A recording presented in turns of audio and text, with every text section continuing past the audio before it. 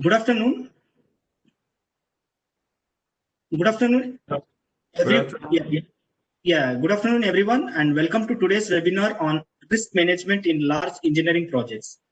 I would like to introduce today's speaker, Mr. Ashutosh. He is a seasoned construction project management professional with 20 plus years of global construction project management experience. He completed his MTech degree in the year of 2004 from IIT Delhi. His expertise includes setting up project control system for complex projects, and in program Mr. Ashutosh has managed complex time-related claims as well. Mr. Ashutosh is currently engaged in Dial Phase 3A expansion project, one of the complex airport program as a part of the core client team. Currently, he is managing a multiple projects as a head of project controls and project controls manager. Before his current assignment, Mr. Ashutosh has worked for 10 plus years in Abu Dhabi, UAE for major US-based project management consultant. There he was involved in one of the biggest airport program in the world, that is Midfield Terminal Building Program, Abu Dhabi. In addition, Mr. Ashutosh is also professional speaker. He is an active scholar.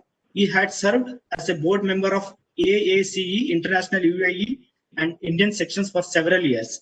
With this introduction, now I would request Mr. Ashutosh to deliver a talk on risk management in large engineering projects. Thank you, sir. Thank you very much, Naveen, for your kind introduction. And without any further ado, let's get into the contents. We have a lot to cover. So, risk management in large engineering project, which is a part of the series which Amity School of Engineering and Technology is having. The important thing when it comes to engineering projects are very complex in nature. And they are not only complex, they are also complicated. Certain projects are very complicated. We'll talk about those, what we mean by complexities and other thing. But having said that, as a engineer, when we go ahead and deliver the project, it is very important to ensure that the project is delivered. Project delivery is not only engineering side of it. Project delivery encompasses a lot of other factors as well. So when we go ahead and deliver the projects, we must understand how to manage risk, which is hindering the project delivery, and how to manage them. So that's the whole idea of risk management. Now, because you people are still in doing your graduation, you are still studying. So what I've done is I have taken the project which I have worked before. These are the project I have worked before I've taken, and I'm just going to share you the high level of my understanding of how the risk management I have been doing it. Okay, so let's start this presentation. And Naveen has already explained about me very briefly, 20 plus years of experience. Apart from being in industry, I have been active in training. I have been, interacting with a lot of young professionals, although not fresh from college, but a lot of professionals, those who have less experience than me, and they are already working in industry.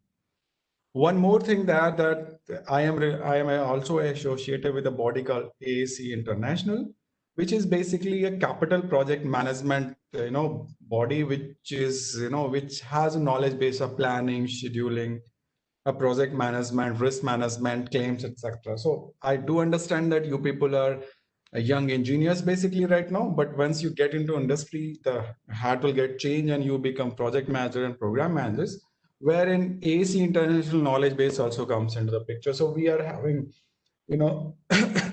I am a director of North India section, and we do a lot of several similar event what we are doing right now. They are for free and you can participate and enhance your knowledge. So a little bit of encouragement to actively participate in AAC. Okay, getting back to our main agenda of risk management. Let's talk about why risk management. Why we need risk management. Starting with this is the picture what I have put in front of the screen is one of the project which I had delivered, and this is one of the major universities in Abu Dhabi, which I was part of it. Now coming to this, let me little bit, basically I have put this picture so that I can, it gives a little bit of excitement that, we will, in terms of, these how the complex projects are there and how they are delivered and all this. So what this is basically, this is a university, and then if you, I believe that you are able to see the laser pointer here. This part is the main. This part is basically the rear part of university where the library is there, and then the front part we have a very big auditorium and other administration facilities and all those, and then we have the campuses both side of it.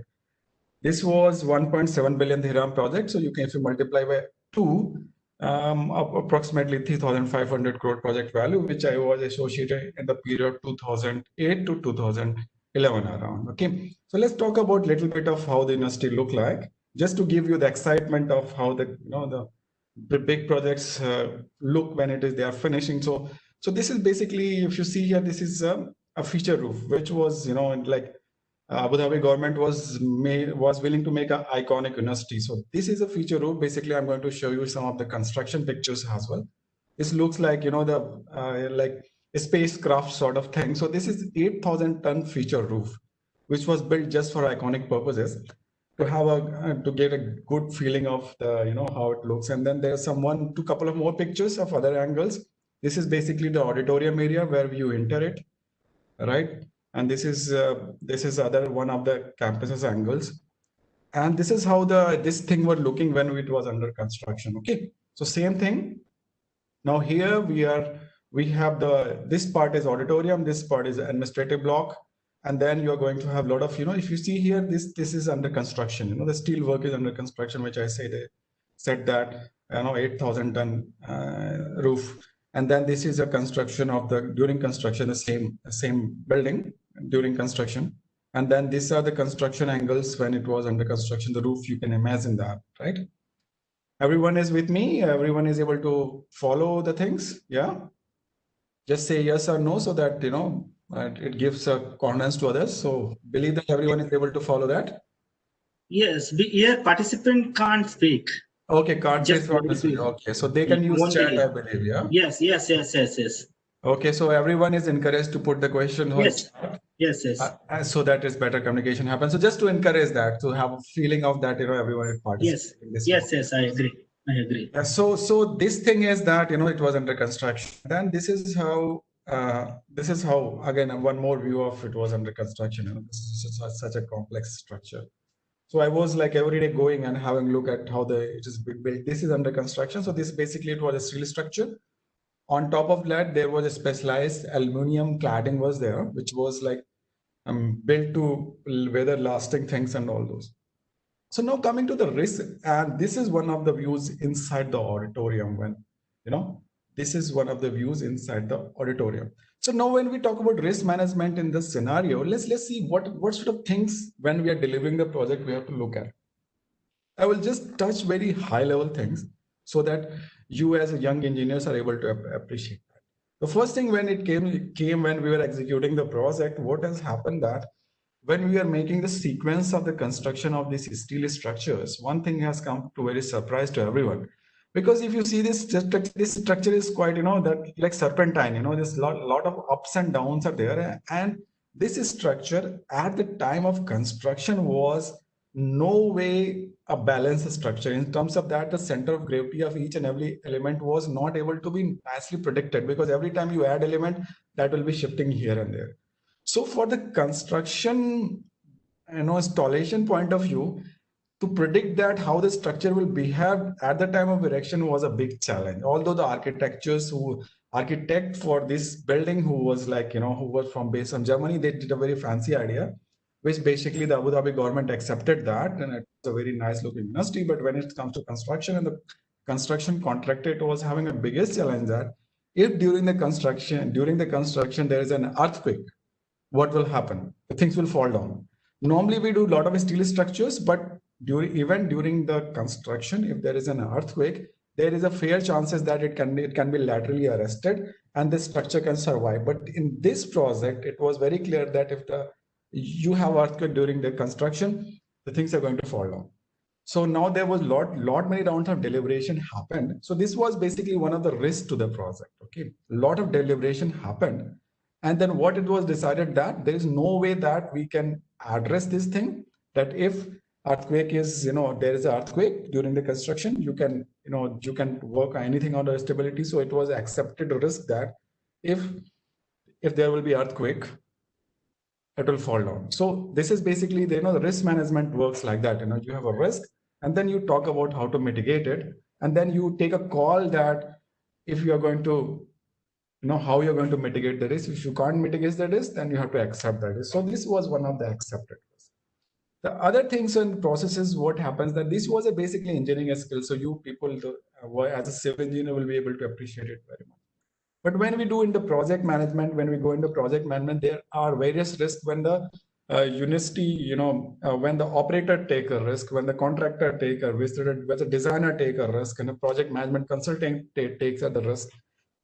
Sometimes, the funding bodies take as a risk. So let's talk about this picture. This is a very nice auditorium. This is a real picture of a very auditorium. This is how the auditorium was looking when it was built. The lighting and all is a real one. Okay, so I mean, the angle is from the one side, the stage is not visible, but it was a very, very great auditorium it was built. The whole idea that there will be very large auditorium so that, the big function of all the student, even the outsider can also participate. Now, let's see that. Now, let's understand a little bit model how the university was built. There was one of the Abu Dhabi government body which was like the honor of this university campus. And then that campus was leased out to the university, which was the academic institution. And there was a bank who was funding this project as well. So the model was that the bank was funding the project. Abu Dhabi, the SPV company will be building it, and eventually it will be leasing out to university, and university will pay the rent. So this is how the model was set. Now, when the university, which name was Jayad University, came here and they saw this big size of auditorium, they was like, no, they were surprised. They was aback, and they say that, oh my God, who is going to pay the bill for this, the cooling bill? Because the cooling bill will be so expensive for such a large auditorium that it will be difficult for industry to pay the bill. With that, there I little bit going into deeper of that in Middle East, because the temperatures are very high. You have to keep the all the environment at up to 18, say 18 to 23 degree between, so that all the furniture and all, if you leave like that, because of humidity and temperature, the furniture will be get bent and the furnishing will go, it will get damaged. So you have to keep that thing cool all the time. That is what is the practice there. So the industry operator said that, we cannot pay the bill for electricity. It's too expensive to manage it, So this is one of the risks which you will not able to imagine when the, the facility is going to start. And the risk was not towards engineers who were developing it, but risk was towards the operator to how to see that, how to, manage that risk. So industry was not willing to take that auditorium. He said that, no, we will not take over the auditorium. We are happy with the classrooms. We are happy with the library. But auditorium, no, who will pay the bill? So so how to mitigate that risk? So the risk mitigation comes like this, that then university and the SPV company, those who was owning this building, decided that we'll be leasing out the auditorium for external events as well. This is how they are going to manage the bill. So I was giving you the 2 point of views. One was engineering risk, another was a commercial risk. And this is how the project has to be managed in order to float through the risk and eventually realize the project benefit. Okay. So high level, this is how the risk works. If you have any question, okay, and I believe, okay, I have a question from Harjot. Harjot, we met, man. So yes, Harjot has written a text message, and Harjot, we met when Harjot was there with Ndal the project. Okay. So anyone, if you have any question, feel free to use chat and type it. Great. So let's go ahead and let's talk about next part of the lecture, and then what we are going to cover. And management is an important. Just hold on. There is some voice issues I have right now. Just give me a moment or something.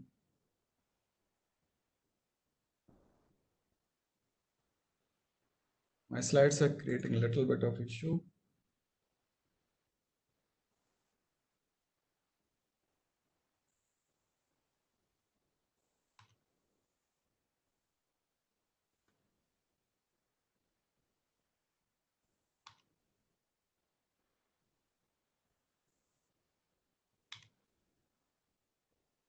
Any question, please feel free to type until such time I fix my one of the hitches in my slide. I believe I have done.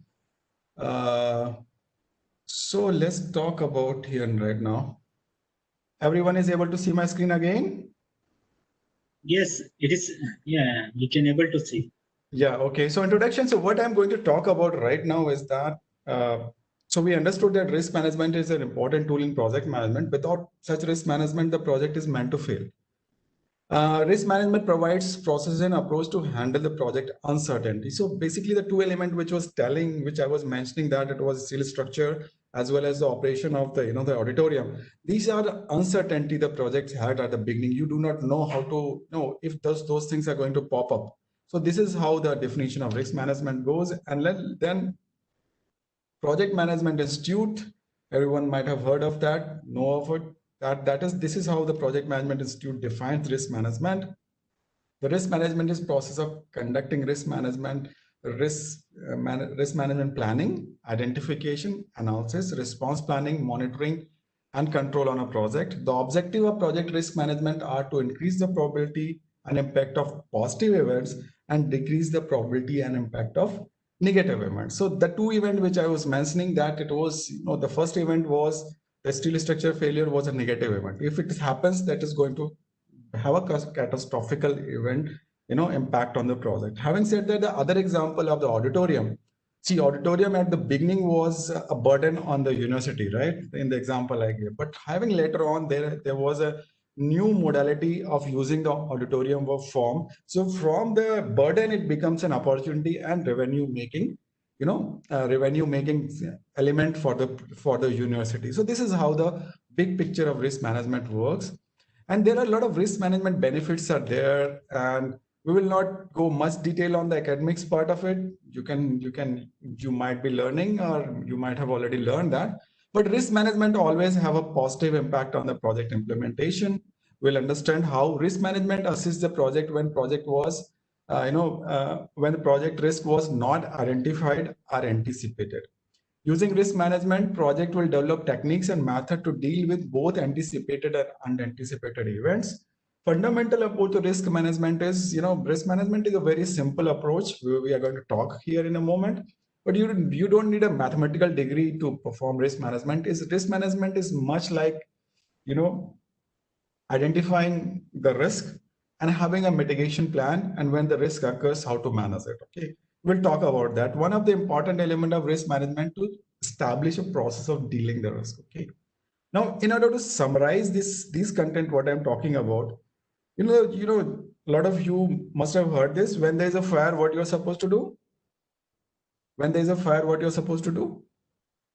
The answer is that you have to say fire, fire, there's a fire, tell everyone and run away, So there is a protocol set when there is a fire.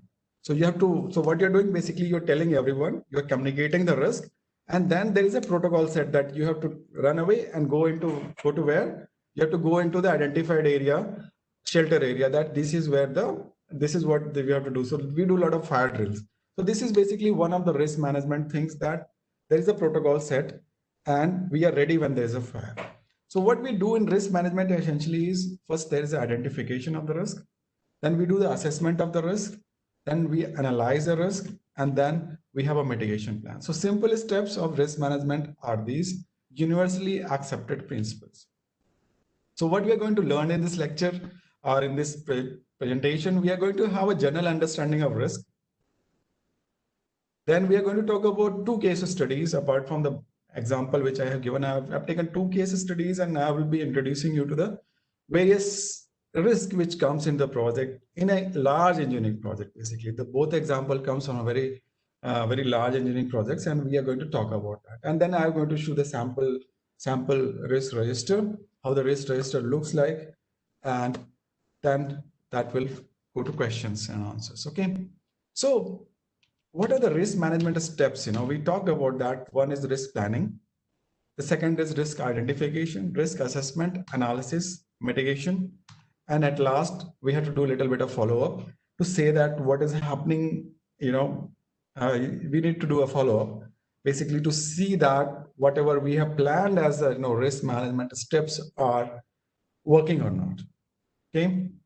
So these are the steps of risk management we have. And then I will walk you through the major risk management steps. And these are, first is risk planning. So what is basically risk planning? Basically, when we say planning anything, when we want to execute that, we have some sort of understanding that how we are going to execute it. So it can be written plan, or it can be, it can be plan which we discuss and all those. So risk management, basically always there's a risk management plan. So prior to beginning risk management, it is appropriate to review the risk management plan at outline is project plan, project execution plan, or project coordination procedure. So basically when we have a large projects, it is a practice that we have a risk management plan in place. Although I have not put in the part of presentation, but if anyone would like to have a look so that I can share those, risk management plans as well. So there is a risk management plan which talks about how the risk will be managed. Risk planning in the broadest scope, in the plan we have approaches and then forms like risk registers, content, and result of the risk mitigation. That is important. Then it is also important to establish some sort of mission statement, how we are going to manage the risk. I will talk about various type of risk, and then we will understand what is the meaning of mission. The scope of risk management should include external, internal, strategic, and tactical risks. Various type of risks are there. I'm going to explain you all the risk as well. So this is how the basically risk planning works. And then the risk planning should also talk about risk identification, mitigation strategies, and so on.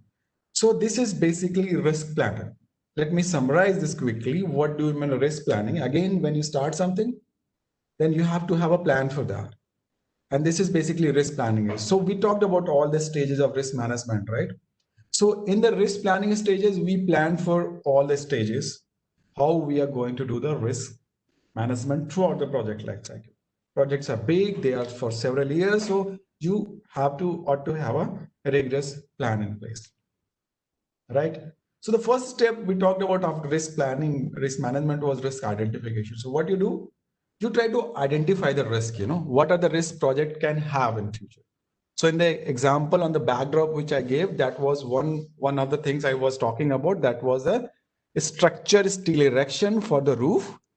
And before the roof erection started, the risk was identified that during the earthquake, it is not possible to hold the roof, the erected elements, because they are not locked, they are halfway. And the center of gravity and all those things are very complicated, and it will be very expensive to lock the element at the time of erection, right? So this is how the risk management was done. I mean, risk was identified at the beginning. So how we are going to do the risk identification? Basically, you may go to one person and say that, what are the project risks, or you can have interview of that person, or you can have, there are a lot many methods, there are formats in which that the meeting has been conducted and everyone's tell that this is a project risk, this is the project risk, and risk is identified. So there can be group sessions, there can be individual session to identify the risk. Okay. So that risk identification was the first step in risk management. Dear students, any questions so far? Anyone? Sir, question answers will be the end. You No, can go ahead. I usually do this. Like time to time, I take some water. Yes. Time I say that if there Yes, is. yes. Okay, go ahead. Yes, I agree. Yeah. So let's talk about risk identification. I will not get into much of a detail of that. This is basically a hardcore risk management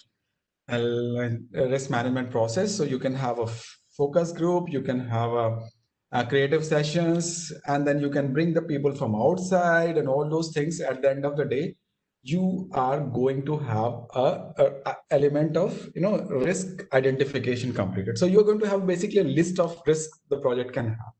So one of the example that was like a steel structure, failure of steel structure and all those things. In that, you should have a short description of risk and identification of fundamental risk, and basics of categorization is also done at this point of time. Okay. Now, when we talk about categorization, we are having the risk are generally in two categories basically. One is external risk and one is internal risk. Why it is important? Because there are certain risks which you can control, and there are certain risks which you cannot control. So the first step comes that you have to identify the risk in category of internal and external. And then there are various elements of, controls measures are started to look at that. First, you have identified the list, immediately you jump at how you can control the risk.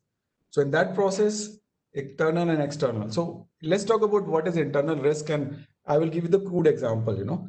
Suppose as a student you are going to give a test exam, right? Now what would be the internal risk? You don't prepare properly, that is internal risk, right? So what you can do, you can do some good preparation, right? Then internal risk would be that maybe my pen will break down during the examination. That is internal risk to you. You are going to carry 2 pens for that to mitigate that. But the exam paper will be very difficult. That is basically external risk. What you can do that you can still prepare more. That is a controllable external risk. So you have little bit control on that. But there are scenarios when risks are not beyond your control. Say, for example, that you are giving an online examination and internet fails, right? So in that scenario, it is not in your control.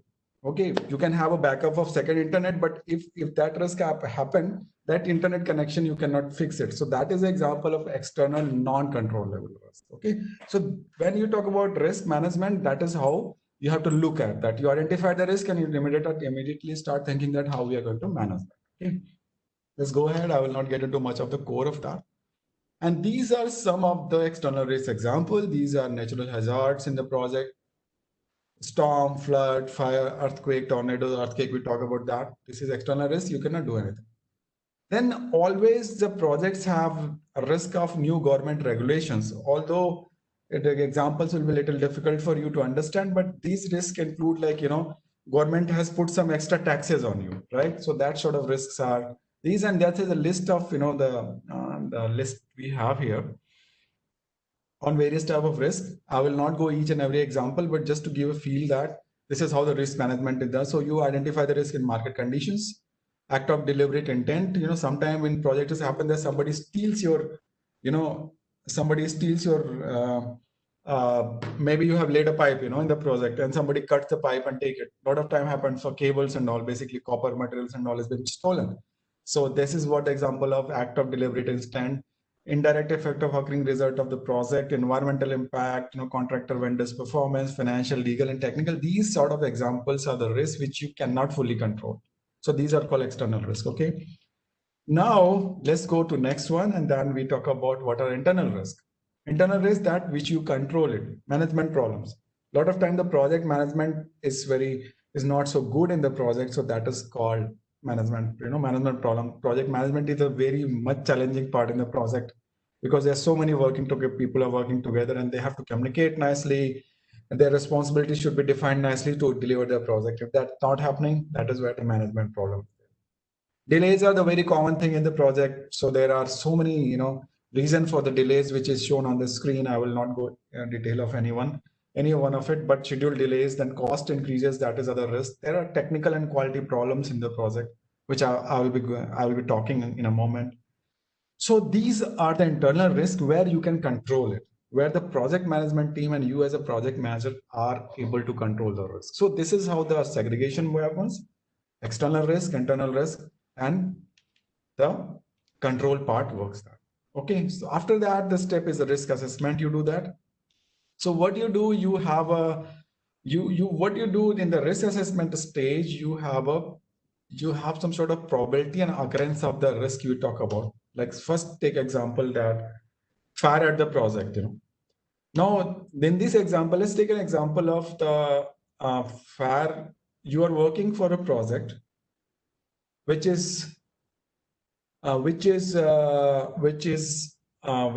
say you are working in a project which is next to a very, very big refinery, and refinery is running. Okay. And then you are working some project, and there is a potential that fire would happen at site.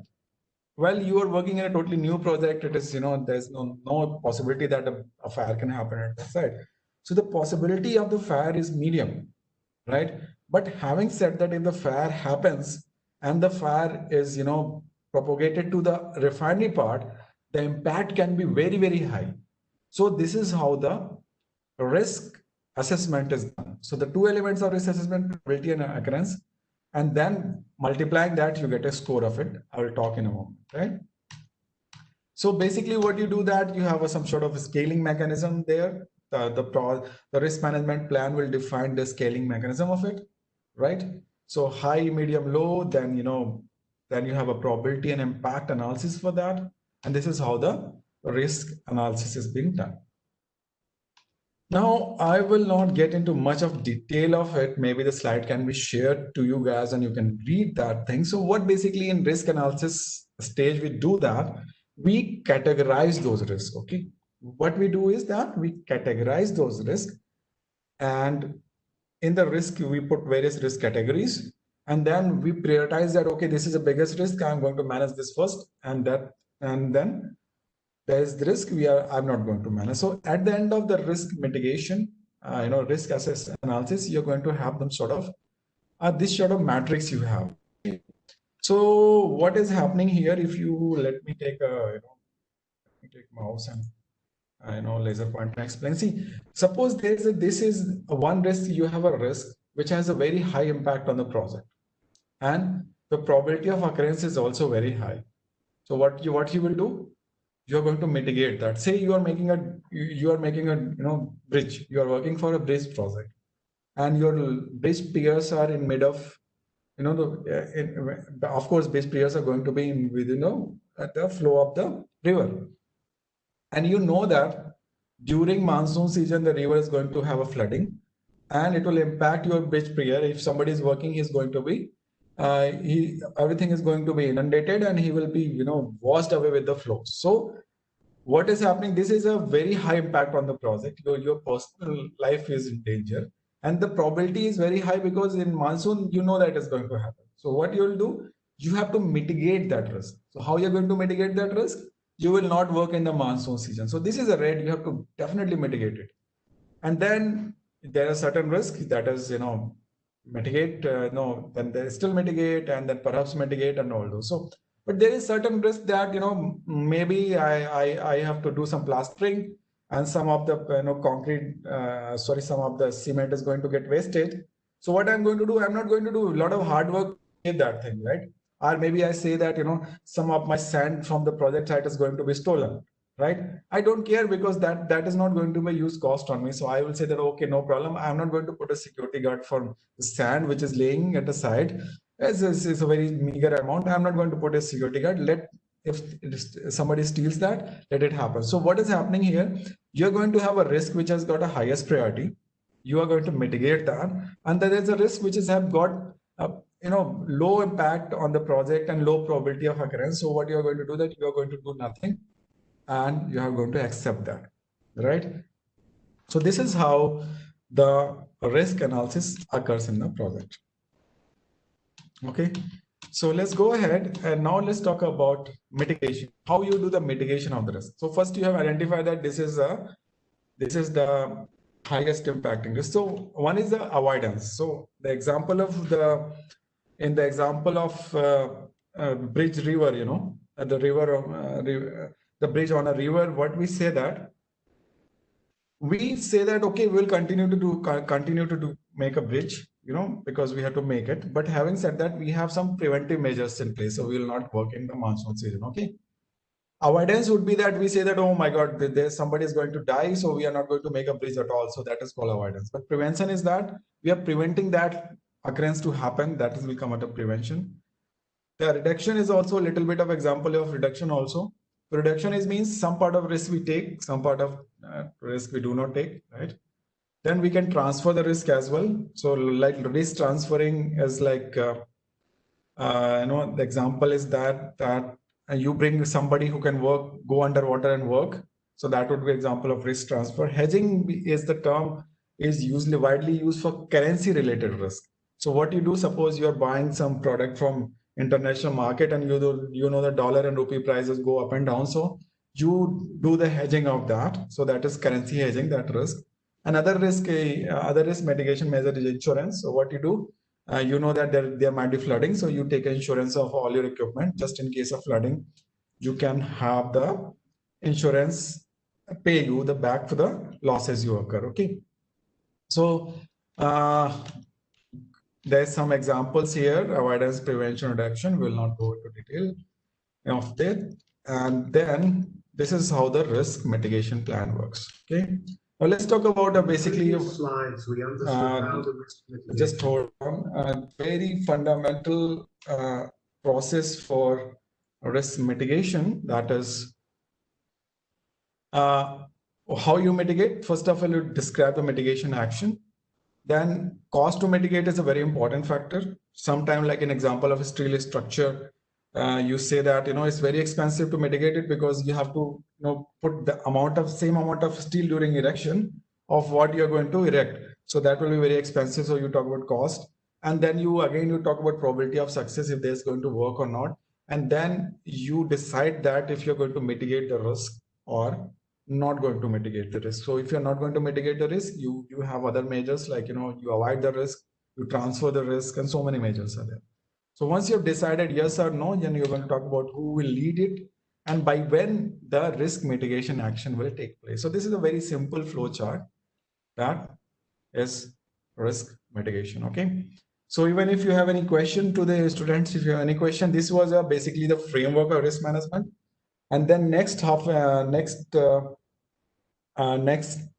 coming slides, I'm going to take you some of the projects and talk about how the risk thing happens and all those. Okay. Right. So any question on the framework of the conceptual, you can ask or you tap it, and then we will go ahead. Two case studies I'm going to talk about. Okay. The first project is Dubai Lagoons. Okay. I'm going to just give you the talk on how these projects happen and all those. So you will get to understand the how from the conceptual stage to the project delivery it happens. So this is one of the project which was conceived in long back. Its story goes around 2004. So this was one of the biggest project Dubai has ever thought of, and I was involved in this project. So I worked in this project for a while. So you can just imagine that how nice looking the project is, So basically, let me take a laser pointer here. So this is the various sort of islands where various different type of developments were planned. This was basically a office block, and then there was some residential. These areas are residential, and there was some other blocks of laser entertainment was there.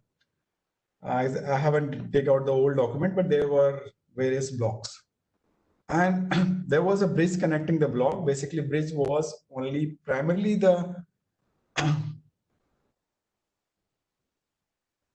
there was a question from Harjot is asking if there is a delay in any kind of activity on an ongoing project, will it be considered as a risk? Yes, the answer is of course yes. Delay in the project is considered as a risk. Now let's go ahead.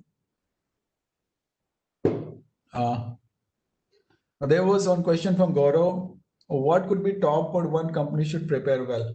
Now the Gaurav is asking what is the topmost risk one company should prepare well. If I talk particularly about the construction company or third-party consultant, Gaurav, the answer to your question is on the framework is the risks are specific to the project, as we'll take into the examples here. Risks are specific to the project. It depends on project to project, the risk will be different. I will give you very good examples also when I come. I knew that as a upcoming project management professional, you will be having the question. I have one question from Nithila Arun as well. Are there any software to create risk management flowcharts like MEMS project, Primera, etc.? Nithila, the risk has a lot of now it's good that you have asked the question, and I'm happy that I'm interacting with you guys. Risk comes with a lot of mathematical background. There is a lot of probability factors involved in the risk management. While I have taken a very simple example to understand to walk you guys through the whole process of risk management, but there is a lot of mathematical background to it. So answering your question, software, there are specialized softwares in the risk, and there are simulation models like Monte Carlo analysis and all to do the risk risk analysis. Basically, these softwares, we can put the values in terms of the various activity wise. It will be little more of getting into detail of the level which I intend to make it. But in that each and every activity, you have the impact part. Means suppose this activity, there is one activity of say excavation. How much that activity can delay, and if the activity is delaying, how much will be the additional cost to the project. So that sort of values that we've been put in the software, and the model, we have a mathematical model of that, and then based on that, it will tell you that what are the critical risks for the project. So yes, there are specialized software for risk management and creating risk register, and not flowchart. Basically, flowchart was the process. What is risk management? But there are software. So one software is at risk, which is now it is owned by Oracle, means the Microsoft Primavera guys, and there are a couple of more softwares. Right now, other question I have got from Sunil Sharma is, if delays happen, then how company to manage the situation? Sunil, good question coming from a very fresh minds. Yes, projects get delayed, and this is always a risk to the project. And now, when the projects are delayed, there are ways to mitigate that delays. That is called delays mitigation. So what you do that you put some more people, more resources, more equipments to minimize the delay. That is part number one. Then you can have some different construction methods to minimize that delay. That sort of things are happening. Then sometime it happened that you have a project sequence that after activity A, you're going to do activity B and activity C. Suppose activity A is delayed. So what you're going to, you will find the alternative to do activity A and B together. So there are mitigation measures in the scheduling part of the project. Hope it answers your question. Any more question? I'm happy to answer. Okay, so I'm going back to my case study. So this is, you see here, that was one of the magnificent development which is planned in Dubai, and then was planned as a Dubai Opera House actually, and this was the remaining area. The Opera House was not for the part of this project, but having said that, the Opera House was planned next to that. So one of the greatest project you can imagine of, it was that project. Okay. Now, so now let's get into the one more imagery of the the rendering. Basically, these are the rendering. The project, I will talk about the project later on. So this is one of the rendering of the project, which is the central district we're talking about. I'm forgetting the exact name of those elements. So that district's rendering was like that. Okay, so it has got some accesses. As we see that, as we talk, this was a central district basically. Sorry, this was a central district. So this was, if you want to relate those two images, these are you can relate from this arrow. This is a rendering, isometric view, and this is a top view, right? And this is one of the one more views, from other side. So to imagine that, how big quantum of the project was, right? And then let's talk about some little bit facts about this project as well, right? It was planned around 2003 and 2004. Construction work commenced in 2005-06, and it continued till 2008. And although you guys are very young generation, but I am sure you would have heard of something called subprime economic crisis, which happened in 2008, and which impacted a lot of real estate projects and real estate valuation throughout the world. And this project was being impacted by one of those events. Okay. The parent company of the project is Dubai Land, and this project was done. This was a very big project, and this was one of the finest project Dubai was dreaming to complete. There were two projects. One was this project, which was called Dubai Lagoons, basically, and one more project was Arabian Canal. Two major projects Dubai was planning that point of time in 2006, and both the projects were later on scrapped because of this risk management failures, or maybe the risk management success as well. Both we can talk about. Currently, this project is being scrapped. Okay, that this project doesn't exist. So let's see here. There are two Google Maps images basically in front of you. Now, And this is the image, and you see here, this was a central district, and these are the other areas. And then you see the water bodies, right? The green color is where I'm moving my laser pointer. They are the water bodies. Everyone is able to appreciate it?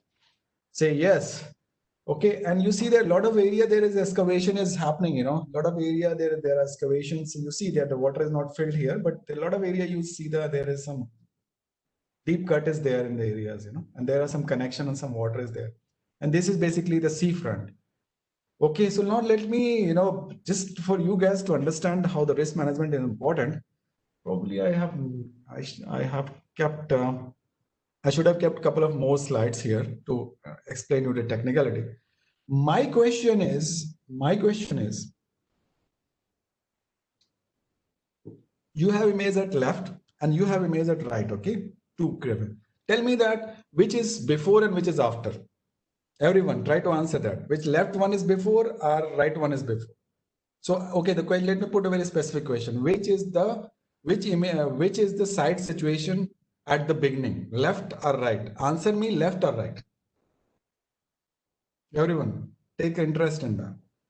So, which was the site condition at the beginning of the project? Okay, left or right? Everyone, please answer that. Okay. Okay. So now, as a majority of people I know, they will going to say right, because if you look at here, there's no excavation and all those things, right? Much of the things are like there's empty and all those, right? Okay. Now, so left is a judicious answer, right? That at the beginning you go and there is little bit of marking and all, but there's not much work done. But the situation is that the left picture. Sorry, I messed up badly.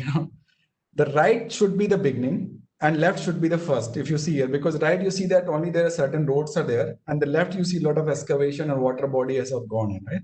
So again, I badly messed up. Sorry for that.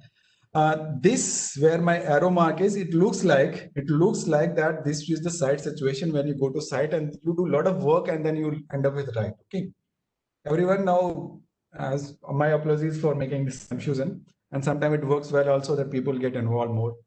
So at the beginning, if you see here, this should have been the situation that you go there and there are some roads, and then at the left hand side you have a lot of work has been done. Okay, right? Okay. So now what is happening that this situation, this image is 2008. This image where I'm putting my laser marker, this is 2008, and this is a current situation which I have taken from Google Map. Okay. Now what has happened? This project has been scrapped, and now even these areas have been filled. A lot of areas have been filled now. So now let me take you all the discussion about how the risk happens in large projects. Okay. So what is happening basically? This area was, I missed to put one more image here, which I should have put. Basically, this was the part of the, what happens in Dubai, there is something called Dubai backwaters, which is term they call in Dubai is called Dubai Creek. So at the beginning, say in 2004 or 5, the area was like that. There was no water body inside that, and there was if you see here, there's a large canal was moving through this area, and that is called Dubai Creek. That is called backwaters. And the idea was that we will, the Dubai government basically wanted to have a flow of water going inside the area and create something like this. Okay, so let me go back to image and explain you. So basically this area, if you see here, this area above that, this is a river of basically the backwaters flowing. And it was supposed that these waters and these we will go do the dredging. If you understand the little bit of marine engineering, so it is called dredging. So you excavate within the waters, and the water can flow from here, and goes everywhere. And then you make a man-made islands and do the construction. So that was the plan. Everyone understand the plan now? What was the plan for the beginning of the project? From here, you take the water inside and make a lot of water bodies. And then you have a premium real estate. Both side water bodies are there. And it's very beautiful looking, water body formation would happen. So that was basically the plan of this project. Okay, everyone appreciate that what was the plan. But having said that, that plan could not materialize, and there were a lot of complications started to happen when the project started. First of all, hydrological design was done, and it was said that, okay, we'll create those areas, and the water will start flowing, the sea water start flowing into the water bodies. So these after the the water bodies were created, and the water started to come in these areas. You know what happened? When the water came here, the water was stagnant, and the water started to get rotten inside those, the pools, the big water bodies. Water started to rotten, and when it was investigated, it was said that it is designed in such a way there will be certain natural draft, and water will circulate from these backwaters or lagoons to this area, and there will be a natural circulation of water, and a ecological condition will get developed in order to sustain aquatic life without having, those who are civil engineers now, they remember better that there is some sort of, organic decomposition happens so that there is no foul smell and all. So that sort of scenario was, I assume that it will happen.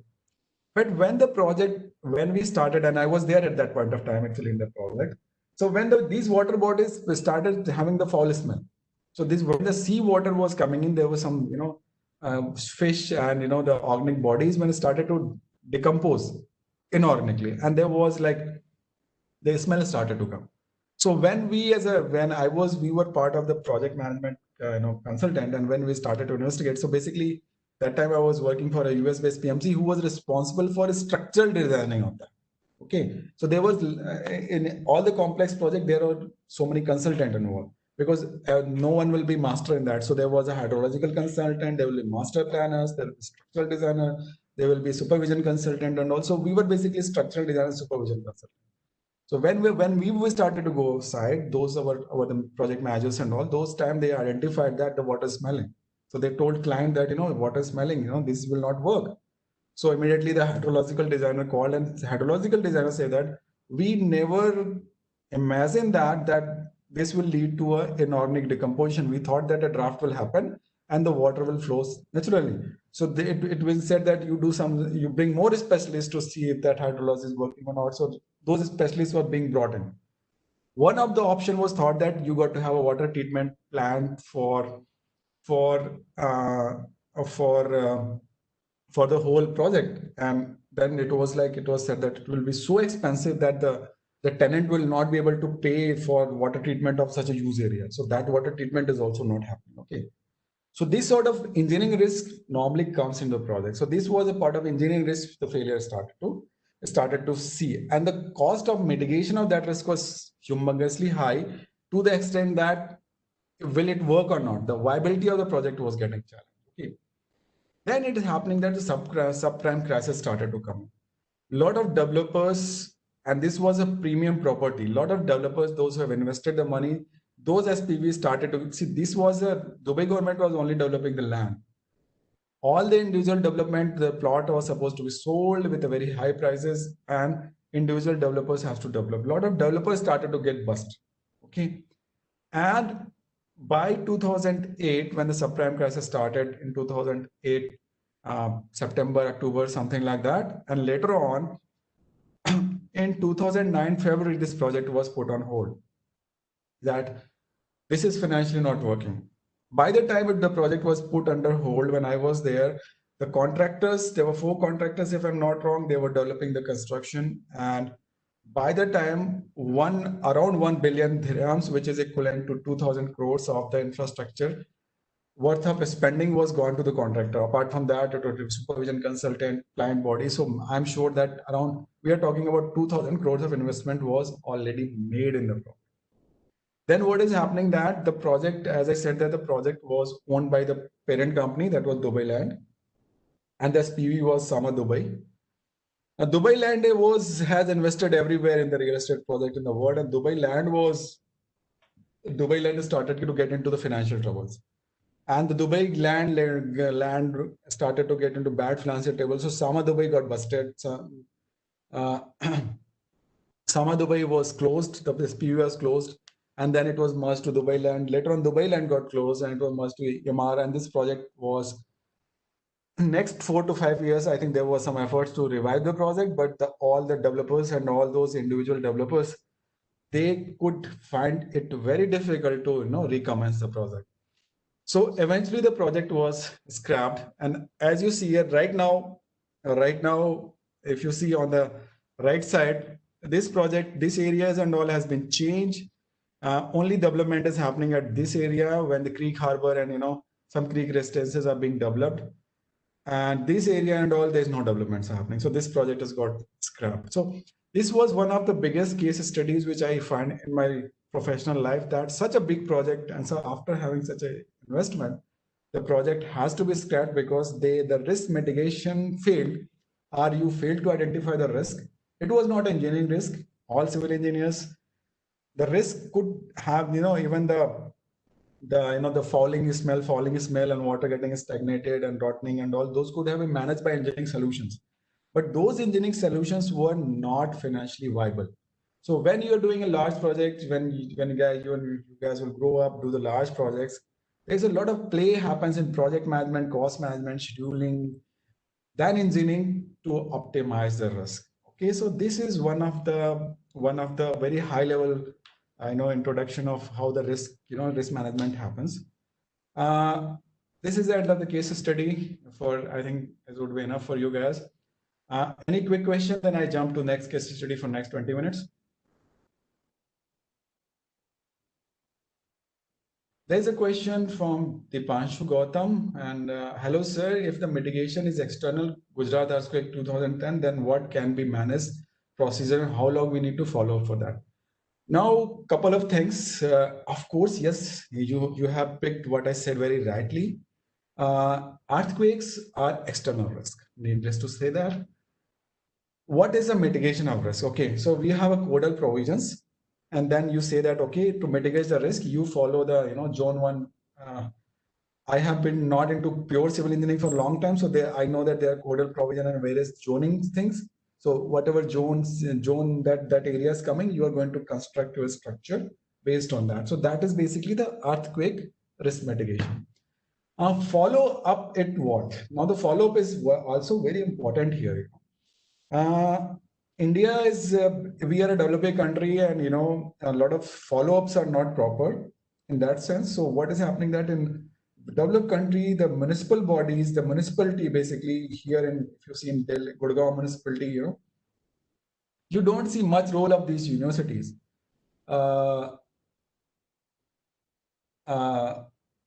So those bodies have, though they implement those body implement the codal provisions very strictly. So if somebody is making a structure,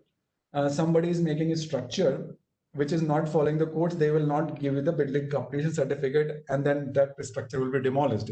So that is the example of follow-up for risk mitigation. So risk mitigation is codal provision, and follow-up is implementation of risk.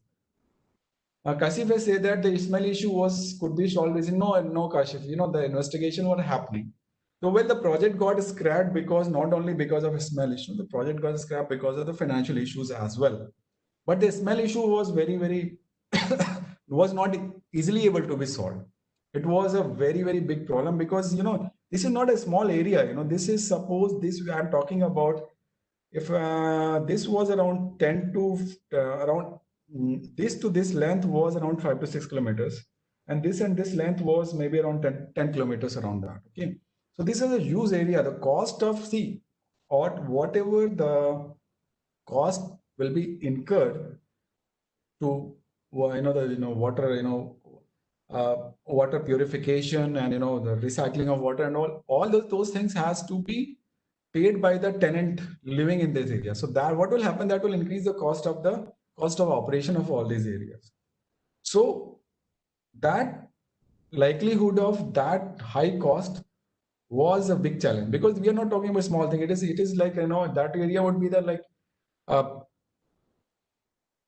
Dubai now. So answer to Kashif's question is that it was not easily solvable problem. Okay.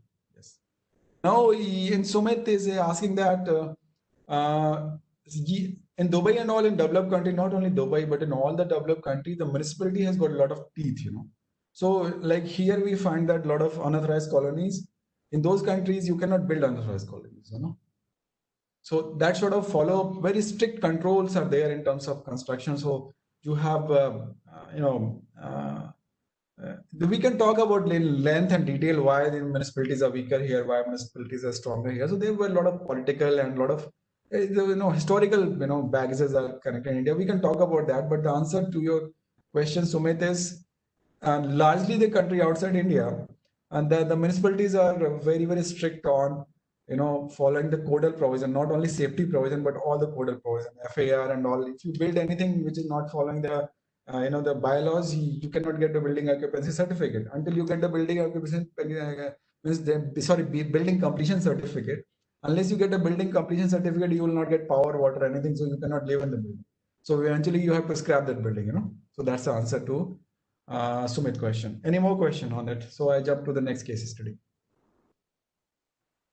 Right. Any more question? No. Well, I'll get to next jump study. We are just following time in right way as well.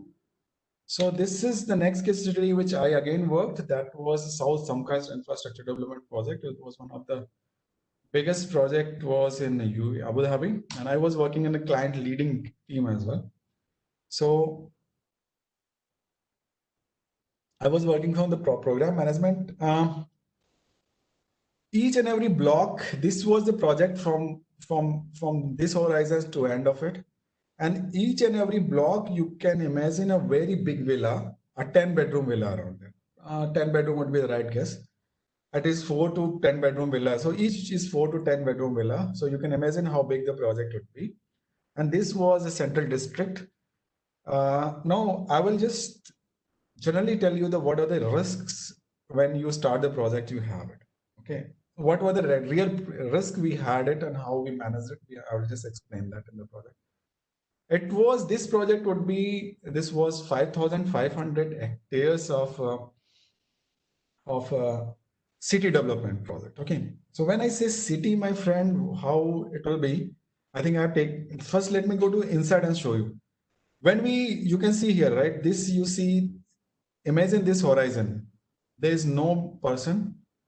There's nothing. Imagine this horizon. There's no person, nothing. It's just a plain desert. And this project was when we started, the project was like that, a desert.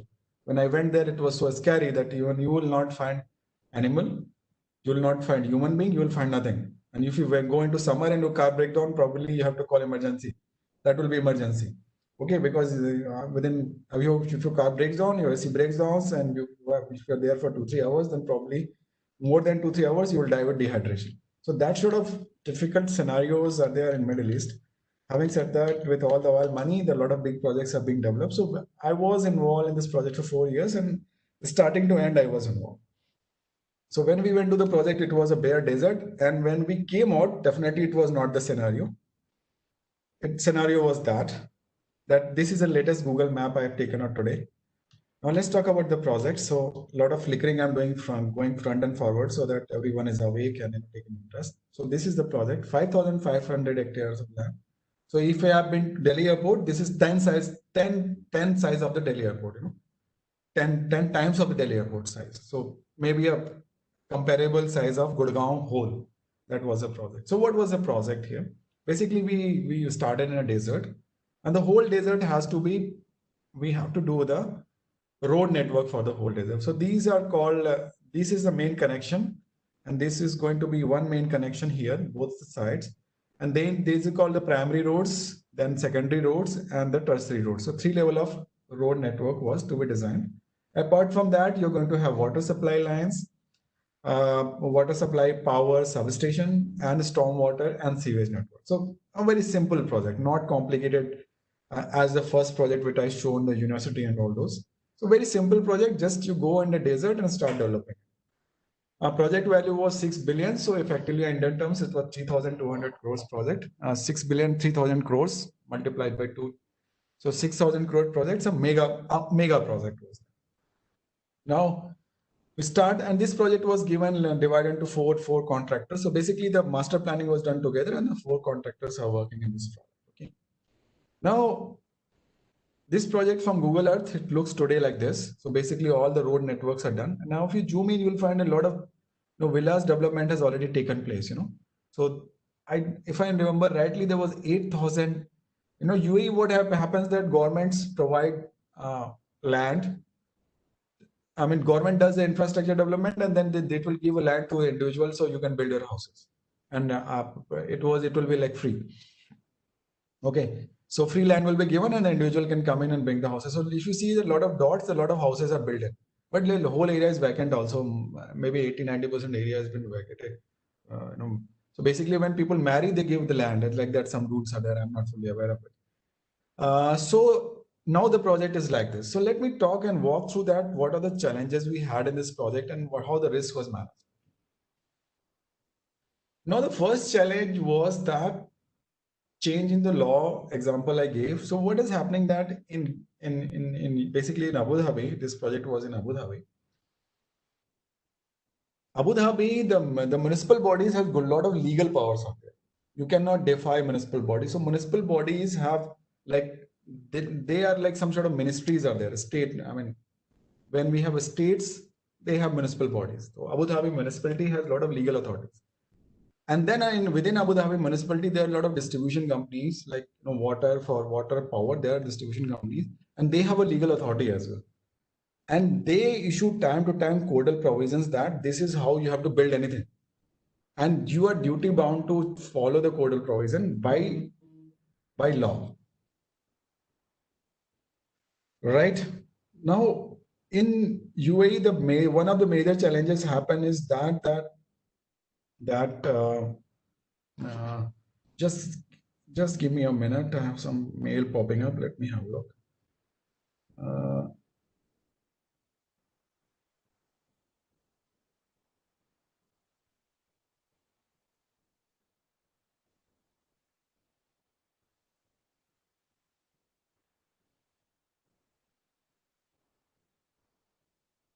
Okay, perfect.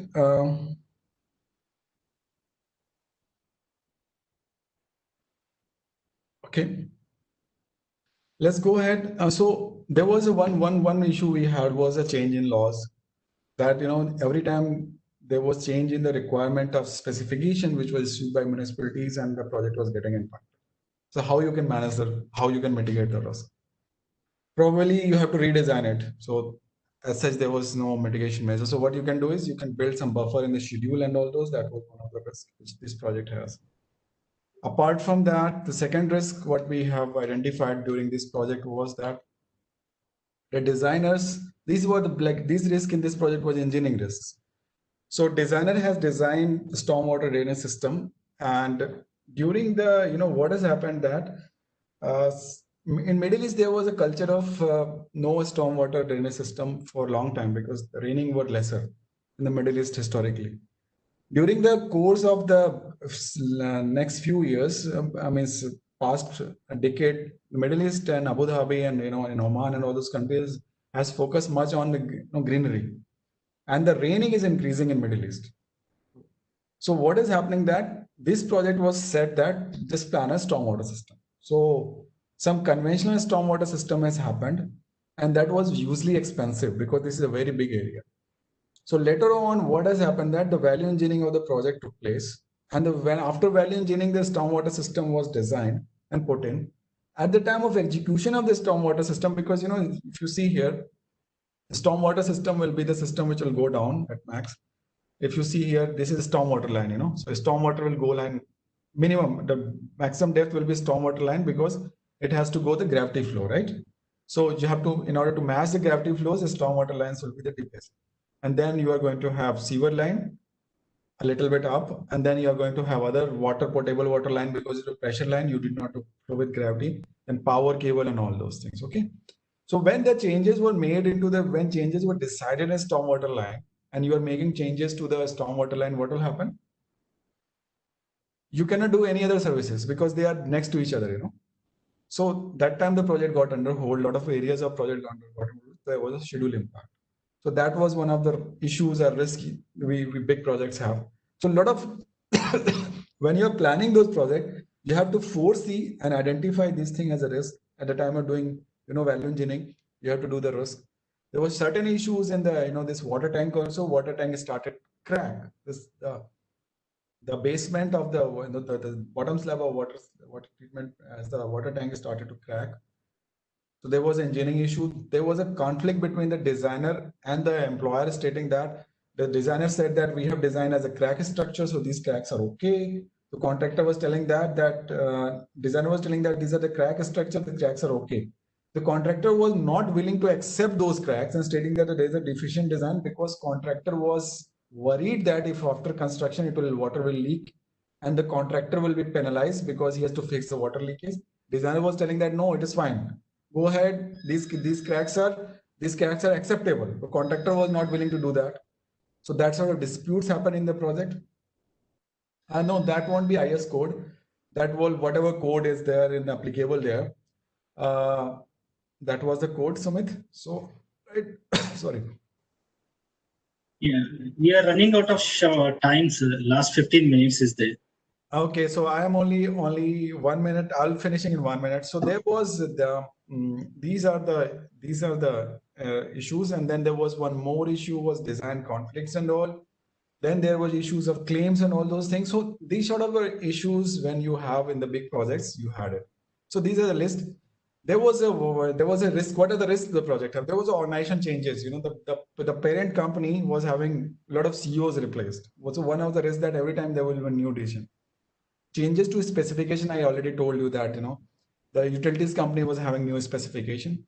Then we have design issues, then design changes issues caused by value engineering. So all sort of risk are there in the project. So last point in this project, this is basically that project only, the risk register template I put. The operating company was Mosanada and we were Parsons and doing the PMC. So this is an example of the risk register typically you have. So let me zoom it. So in risk register, we are going to have risk number, and then lot is basically there was 4 lots to this project, 3 lots to this project. So lot 1, lot 2. Risk description, causes, effect and consequences, risk type, likelihood, we talked about that. And then mitigation actions. So how you're going to mitigate the risk, we also talk about that. After mitigation, what is your how the risk is reduced, that we talk about. And then every month you update the risk register and talk about what is happening there. So this is how the typical risk register works. This is a very useful document. Every project has it. And then type of risk were design risk, authorities, physical, their physical, what you call the physical risk means site related is basically contractor performance, procurement of material, commissioning, handover, and these are the risk categories normally a project has. So so with that, I complete the lecture and hope you have enjoyed it. So what we learned today, basically, okay, now there's a problem of, again, there's some audio I have put in before this thing. Let me remove that and present it again. So now here we have what we learned here, everyone.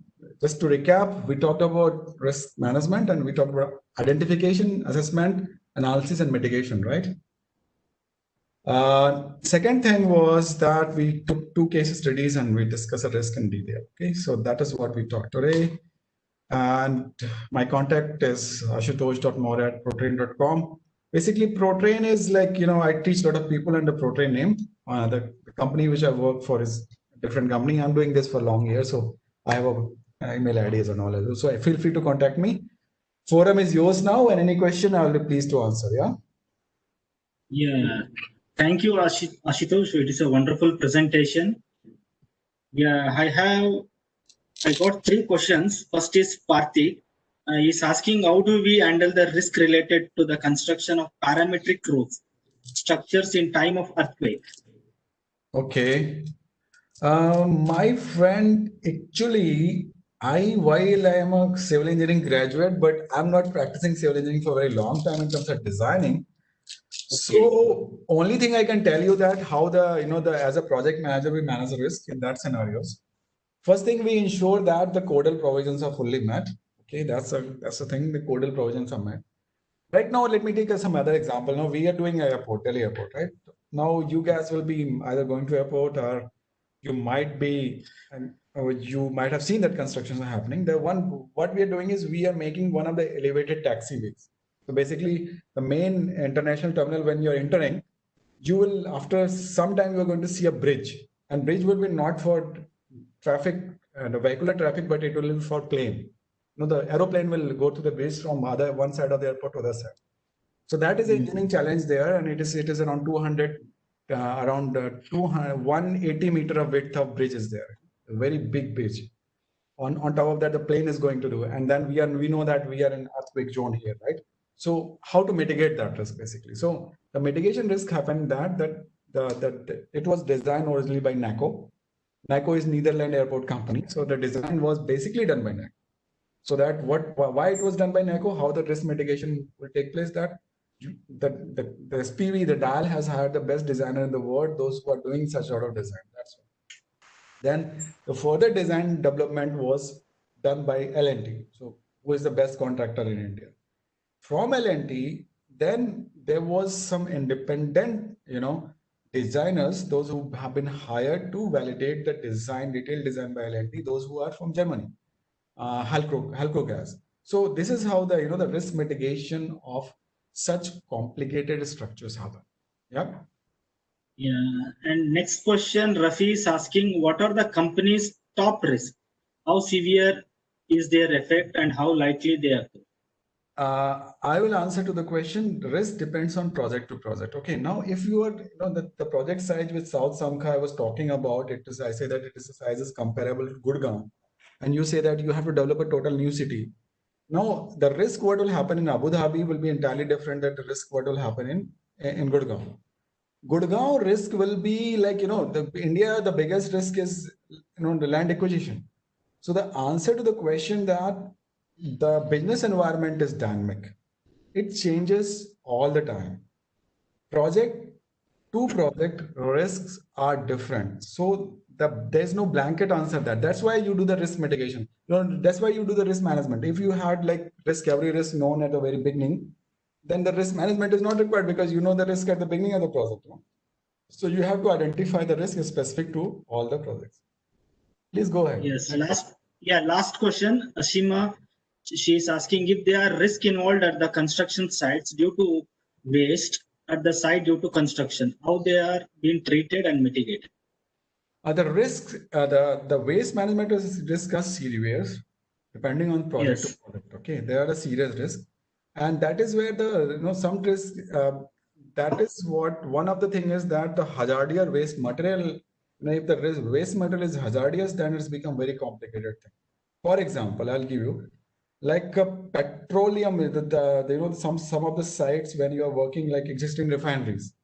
Extraction refinery, you see a lot of the petrochemical waste. So you have to have a waste, the environmental management plan, and where you do the assessment of such risks, and you have a mitigation front for disposal of hazardous materials.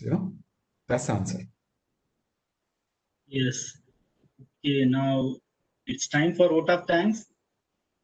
First of all, I thank to all my students, faculty, and staff and for coming to attend this webinar, and also my special thanks to our director, Professor S.N. Sridhara, for providing us with all logistic support towards organizing this event, and also my sincere thanks to Mr. Ashutosh for accepting our invitation to be the guest speaker for the webinar, and also I thank to Mr. Ankit Batra and Ms. Sakshi Gupta for his support for organizing this seminar. At the end, I once again heartily thanks to faculty, staff member, and also participation for attending this webinar and making this program successful. Thank you one and all. And also I request participants to fill the feedback before leaving this. If you want any questions, you please contact directly to Mr. Ashutosh. His email ID is there. Sir, if my students or any participant, they will contact you if they have any related technical questions or anything. They will interact with you. Sure, no issues. Always welcome to do that. Yeah, thank you, sir. Thanks for your wonderful presentation. Thank you very much, and it was always a pleasure interacting with young students. Unfortunately, my camera is not on, so you could not see my face. And similarly, I could not see the faces of young fellows. But anyway, we are in COVID times and no issues. So some sacrifice has to be made. Yeah. Thank you once again. Bye bye. Thank you, sir. Thank you.